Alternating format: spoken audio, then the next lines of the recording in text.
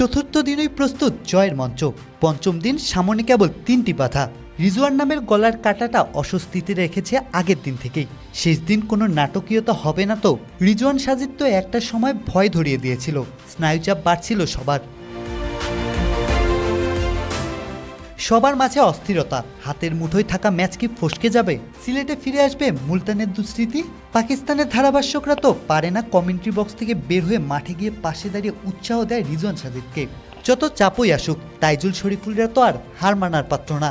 প্রতিরোধ করলেও তা কতক্ষণ টিকবে? একবার ছেদ পড়লেই তো সব শেষ। সেটার অপেক্ষায় টাইগাররা।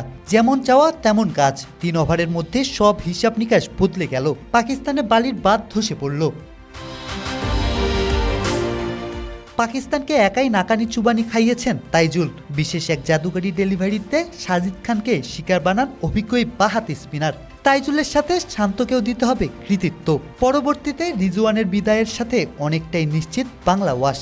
এরপর শুধু ক্ষণগণনা। শেষের রেখাটাও এঁকে দিলেন তাইজুল। পাকিস্তানের 10 ব্যাটারের মধ্যে 6 জনকে আউট করেছেন। পাকিস্তানের বিপক্ষে ইতিহাস গড়ে সিরিজ জেতার অন্যতম কারিগর এই আনসাং হিরো। সব প্রথমই বিশেষ। পাকিস্তানকে ঘরের মাঠে প্রথমবার টেস্ট সিরিজে হারানো নিশ্চয় অন্যতম সেরা মুহূর্ত বাংলাদেশ ক্রিকেটে। ঢাকা ও সিলেট টেস্টের দাপট দেখিয়ে এমন ঐতিহাসিক জয় সাক্ষ্য দেয় সাদা পোশাকে বদলে যাওয়া দলটার নাম বাংলাদেশ। পাকিস্তান বর্তমানে বাংলাদেশের প্রিয় প্রতিপক্ষ হয়ে উঠেছে।